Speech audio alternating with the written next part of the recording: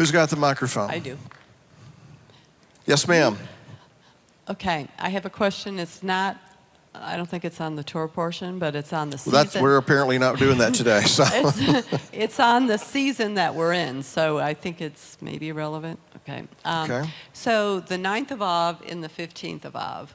I know, historically, what's happened in that, but I've had the question posed to me, so what does that mean to us? And so I wondered if you could tell us like a nutshell version of what does that mean to us today and how do we honor it? the 9th of Av, And the 15th? the 17th of Tammuz. Is that what you're talking about, or the No, it's the 9th, and then next Thursday is the 15th. Oh, is it the fast of Tammuz? There is a fast on the 17th of Tammuz. Okay.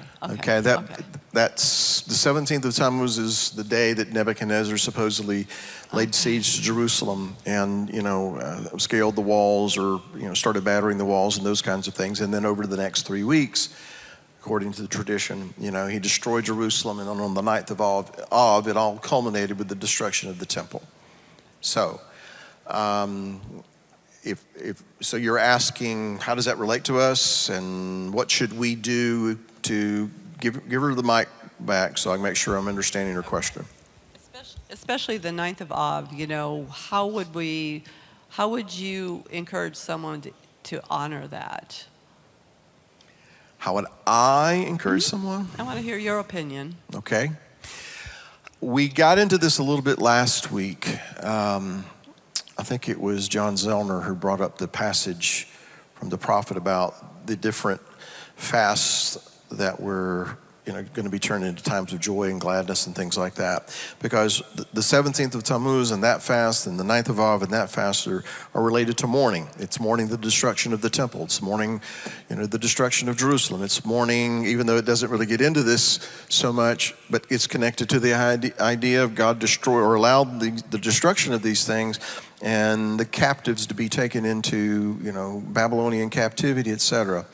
So in Judaism, that's still, my perception is, that's still the emphasis,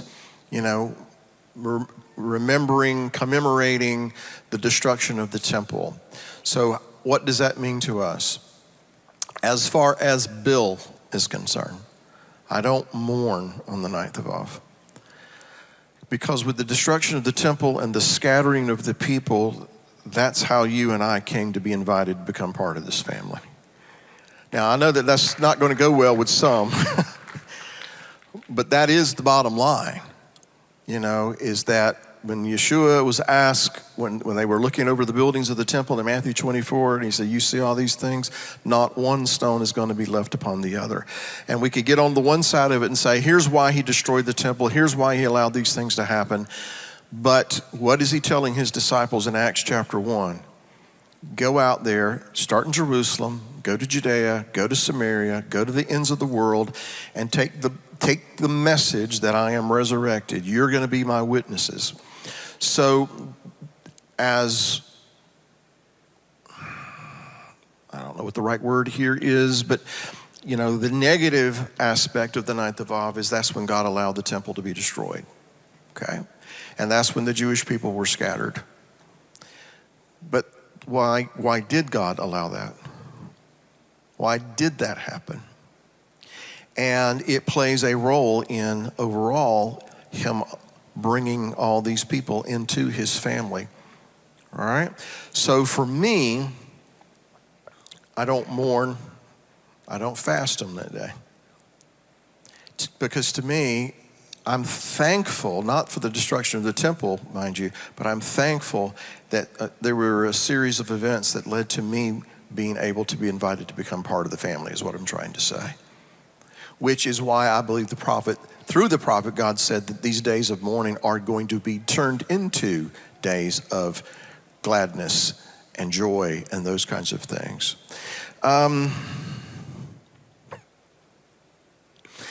Is it not accurate to say that Paul, who was a pretty smart guy, kind of, if we could sum up his ministry going to the non-Jewish people, going over to the nations, he kind of summed it up this way.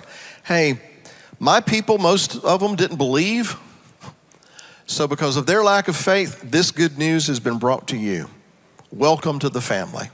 And I'm going to emphasize this part of my mission here and what God is doing in the world today, because apparently it fits into his plan for you to become part of this family. Now, don't get all puffed up in yourself and think you're all that just because you're being invited into the family.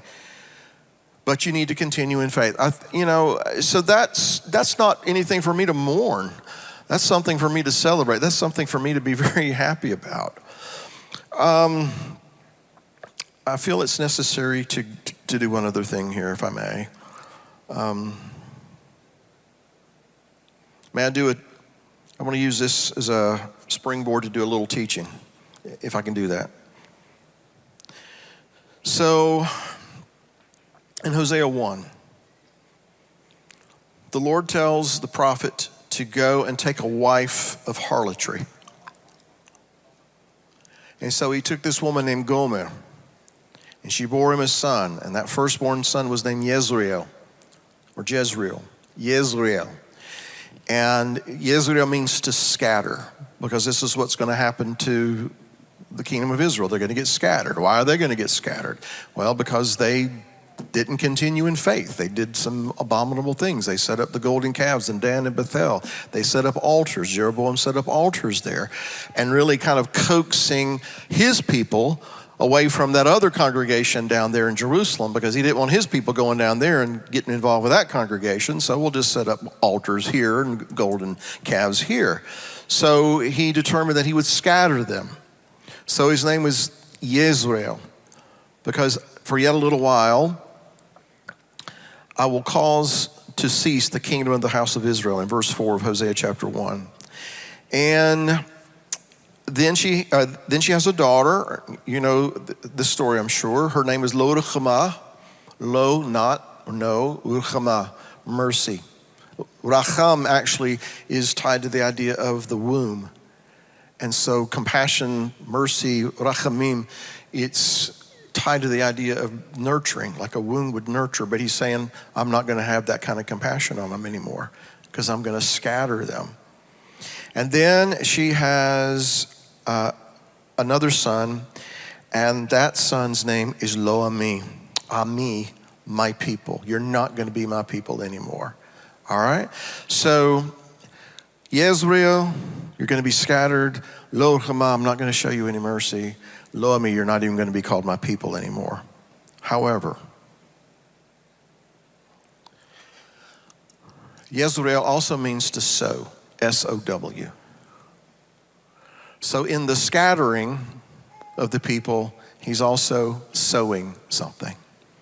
You know, when the stones of the temple are broken down, and when Nebuchadnezzar laid siege to Jerusalem, later on when the Romans laid siege to Jerusalem, and in both cases when the stones of that temple were broken down and scattered, Jeremiah talks about them in Lamentations, how all the stones of the temple are scattered all over every street corner.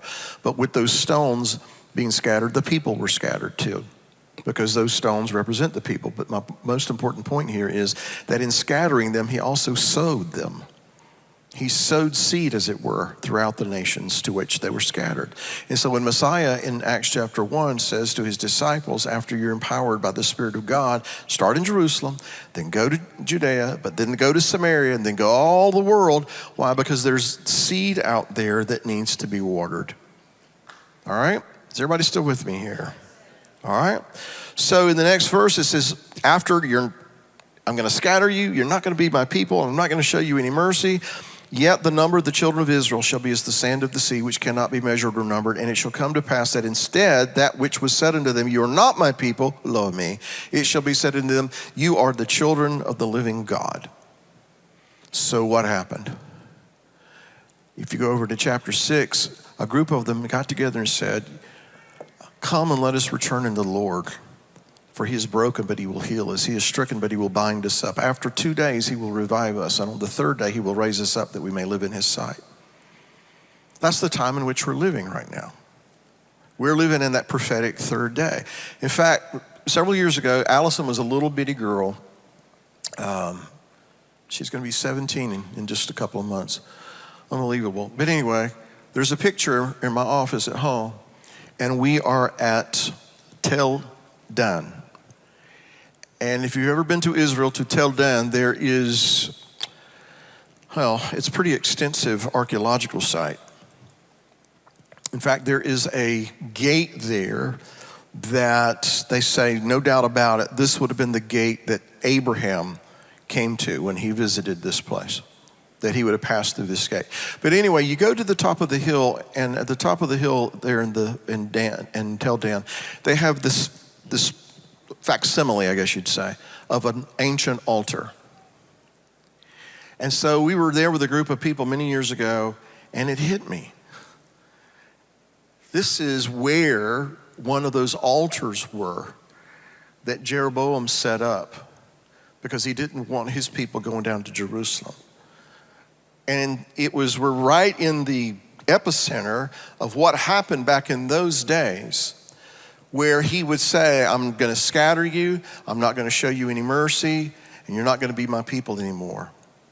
But then you go over there in Peter, and he says, but you're a royal priesthood, a chosen generation, a people who should show forth the praises of him who's called you out of darkness into his marvelous light, who once were not a people, but now you are the people of God, a people who were not shown mercy, but now you have obtained mercy. In other words, he's referring to what Hosea had prophesied. And he's talking to those who are part of the body of the Messiah. And so all this is kind of coming down on me one day, and my little girl is standing there with me, and it just hit me. We're in that place where it was said that those who would not be called a people are going to be called the people of God. And in the place where it was said, you're not my people, it will be said in that place, you are sons of the living God. And so we acknowledge the sins of our forefathers. We acknowledged all these things that were written. And I said all of that, Marlene, to say, how would I commemorate the 9th of Av? I would say thank you. I would say thank you, not because your people disobeyed and there was all this destruction. I would say thank you that in the scattering you sowed seed and you sent people behind that to pour water on it, and you've given the increase so that we could, who were not considered your people, could be called the people of God. And so to me, that's not anything to mourn about. That's something to celebrate. So I'm going to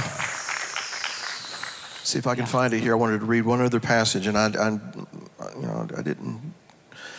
didn't mean to get real long-winded here, but let me see if I can find it real quick.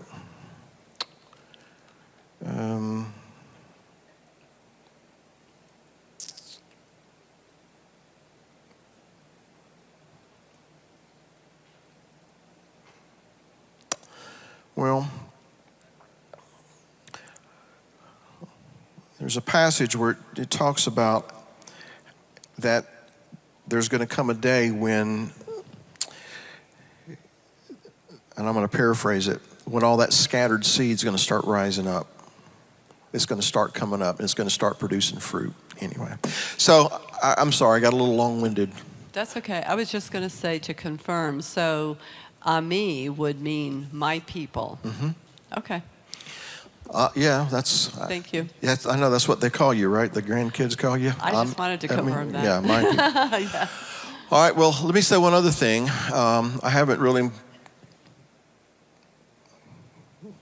expounded on this too much, but the 17th day of Tammuz to the 9th of Av is 3 weeks. It's called Between the Straits. And the idea is if you are in that time period, in Judaism it's believed that it's a time to be on guard, a time to be wary, and it's a time that you're navigating through some very perilous waters, dangerous waters.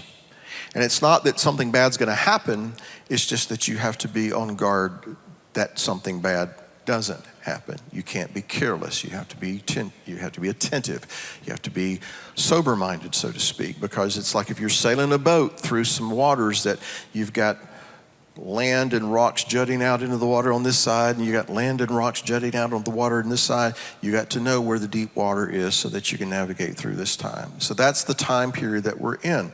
So if you have found yourself feeling like we're navigating some very, very perilous waters right now, there might be something to that. Okay.